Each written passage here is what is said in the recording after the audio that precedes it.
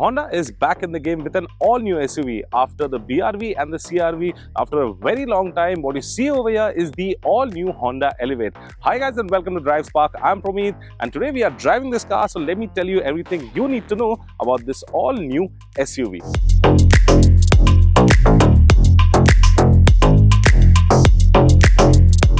So now let's start off with the front end of the car. Now, very first thing you notice that this car has a really commanding position because, you can see the bonnet is really high. It's got a flat kind of a finish over here. Plus, you get a lot of chrome and you get an enormous grille. As you can see, the grille is completely finished in piano black and is really wide. Plus, the slots for the grille that are open are from here. The rest of the grille remains actually shut. But overall, the grille looks really fantastic and you can see the sheer size of the grille. Plus, also you get some chrome that runs along the headlights. Now, talking about the headlight unit, you get a complete LED setup over here.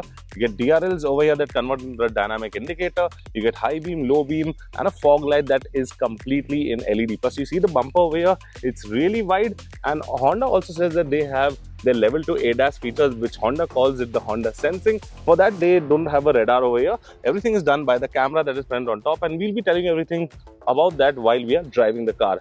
So this actually sums up the front end, and you also get some silver finish on the scuff plate. Now, coming to the side profile, as you can see that the very first thing that will catch your attention are those 17-inch alloy wheels. They are machined alloy wheels, dual tone. But let me tell you something, that the competition has got a scale higher. It's got 18 inches, but this sticks to 17 inches. It overall goes with the car's size, as you can see over here. Plus, you also get some amount of chrome on the door handles, on the window trim, and you get a silver roof rail over here that is actually functional. Also, you get a request sensor over here, but it gets a keyhole that kind of looks dated. Overall, you get body colored ORVM, you get an integrated indicator, and on the left side of the ORVM, you get a camera that is for the blind spot monitoring for the left hand side when you're changing lanes. And the best part about this is this gets around 220 mm of ground clearance, which is the best in the segment. So now coming to the last bit of the exterior, that's the rear of the car, and over here you can see that the car looks really fantastic. Obviously it carries the joining tail lights over here, but let me tell you this, that let me just switch it on for you once so that you can see for yourself.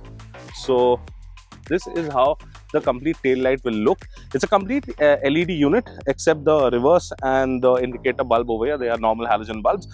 But this part over here that's connecting, actually on the day you will feel that this is a connecting tail light, but this is just a reflector. Obviously you'll get aftermarket parts to connect the tail lights, but that is again an aftermarket accessory. You'll get a lot of chrome along with this car as well.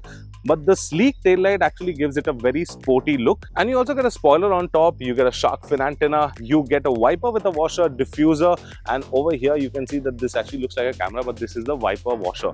And you also get a LED stop light. Plus, badging wise, you get the Elevate badging over here, you get the IV Tech badging over here. You don't get any variant badging as such. Now let's talk about the boot. So to open the boot, you just have to press the request sensor. Boot will open up and there you have it. You have around 560, to be precise, 558 liters of boot space. That is the best in the segment. You have a boot light, you have a lot of space, and you have a spare tire underneath as well. To close the boot, you just have to do this and the boot will shut automatically thanks to the hydraulic struts. So now let's quickly go inside and check out the interiors.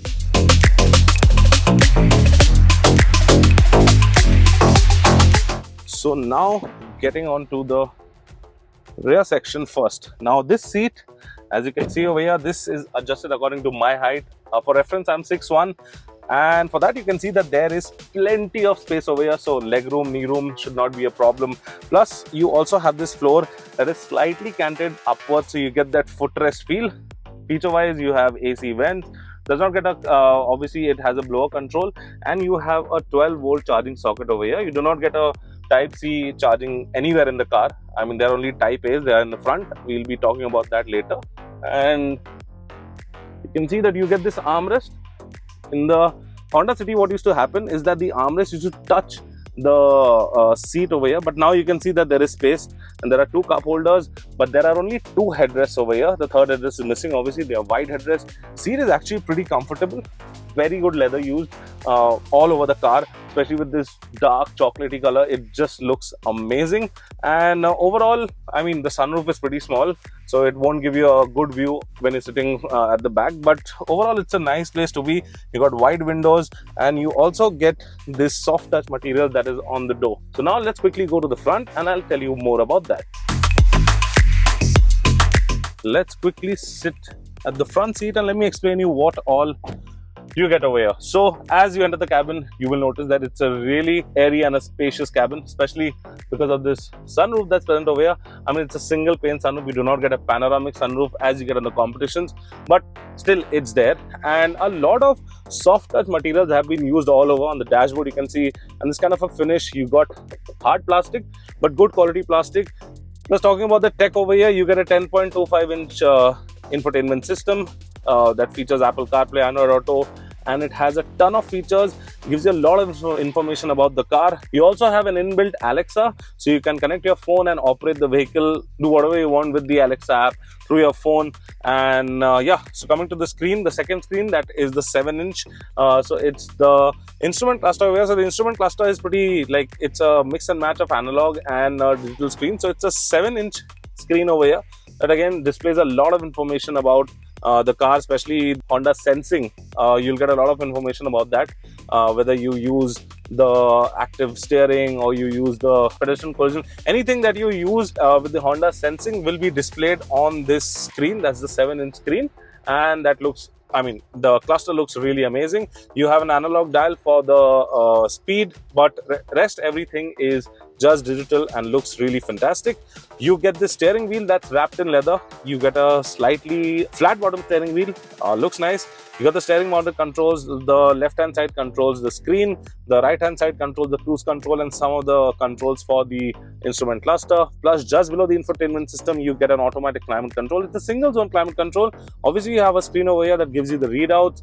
You have some physical buttons for the AC, and over here, what you see over here, so people might not find it at the first go, but the wireless charging is kept like way it's actually hidden over there. And you get two type A USB slots, so that means no fast charging for your phone. But anyway, and just below the charging slots, you get your button to operate the wireless charger. So if you want it switched on, you can switch it on from here. You also get a 12-volt charging socket, two cup holders. This is the key for the all new Elevate. Let me just quickly hang it upside down so you can have a look. Key is heavy, good quality material being used over here. So other than that, the cabin is really nice. It's spacious, it's comfortable because of these seats. The headrest, again, you can see a wide headrest. Plus the upholstery is actually going very well with the combination of the black, and there is some element over here that's present, kind of wood element, that overall enhances the dashboard's look. So now let's drive this car and I'll tell you how is the all new Honda Elevate to drive on the road. So now we're at the driving seat of the all new Honda Elevate, and first things first, let me quickly give you an engine brief about this. So this car gets only one petrol engine option. That's a 1.5 liter naturally aspirated 4-cylinder petrol engine. That engine pumps out around 121 PS of power and 145 Nm of peak torque. So this engine comes mated to either a 6-speed manual that we are driving today or a CVT gearbox.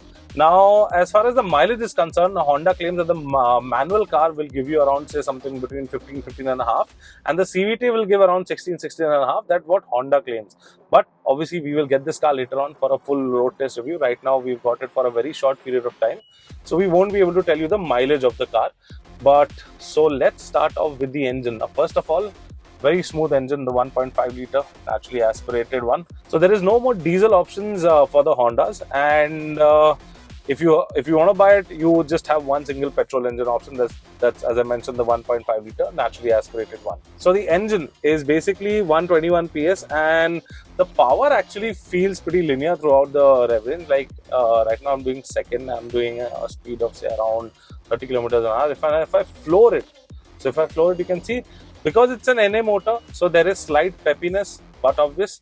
But since it's not a turbocharged one, so that peppiness only remains to some part. Other than that, the engine actually is very refined. It's very smooth. So as Honda claims that they have actually increased the NVH level, they have made the NVH level really nice, so we can feel it right now. But obviously at higher RPMs, what happens is that the engine noise slightly starts entering the cabin. Talking about the gear shifts are really smooth. The throws of the gear are short and they are really smooth. There is one thing that we noticed about the gear lever is that this is a 6-speed, so obviously the reverse is after the 6 when you put it behind. So while you're driving, obviously there is a lock inside that will not allow you to engage the gear. So right now I'm driving at a speed of maybe 20 plus, that happens. So if I'm driving and I suddenly want to put reverse, I cannot put reverse. See, I'm putting reverse, but it is not going, it's connecting to the 6th gear. Now, if I want to put reverse gear, obviously either I'll have to slow down or I'll have to stop the car. And we are now climbing a slope. I mean, it's a hilly area, as you can see by the surroundings. So yeah, I mean, the peppiness is there, but obviously at higher RPM, it dies off and you have to shift to a lower gear. I think with the CVT gearbox, we'll be driving that later on sometime. With the CVT gearbox, you do not have to struggle too much on slopes and maybe at an incline.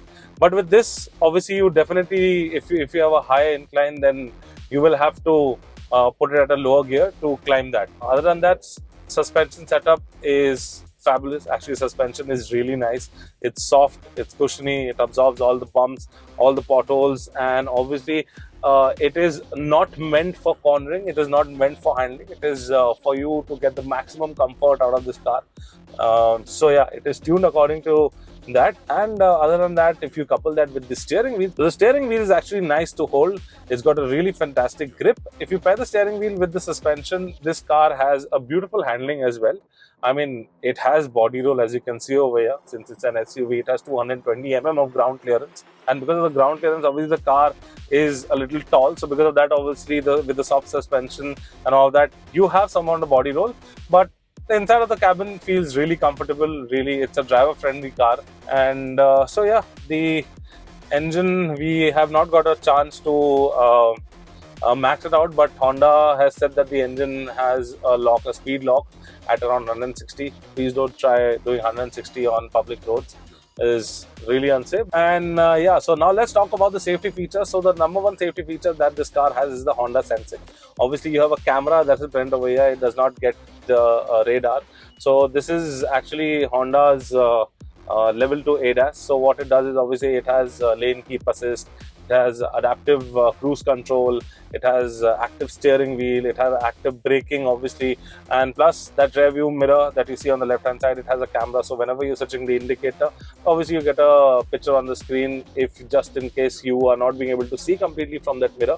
So this screen will help you see that because it's a wide angle view. And yeah, overall guys, beautiful experience with this car. I'm really waiting to drive this car within the city for some time, for a longer duration time, so that we'll be able to tell you about everything that this car has to offer, especially the mileage as people are concerned. So right now again we are climbing a slope and we are on 3rd gear doing around 25, and I think this took it very easily. You don't have to floor it much to take it on, you don't have to floor it much to take the climb. But yeah, I mean, the clutch is light, the throws are really short and smooth. All of this, I think it will be a fantastic car within the city and on the highway. It feels like it has amazing cruising capabilities. So with that, I mean, with all the features, if you have a budget of say between maybe 10 to 16, maybe 70 lakh rupees, you should go definitely check out the all new Elevate. This has everything covered: safety, features, color options, I mean, whatnot is there. So yeah, you should go check out the all new Elevate. So yeah guys, this was the all new Honda Elevate, and this car comes in 7 color options, out of which 3 are dual tone. Well, if you ask us, we are expecting that Honda will launch this car between a price range somewhere between 10 to 17 lakh rupees, considering the competition. But other than that, if you need to know anything about this car, please then let us know in the comment section and we will get back to you on that.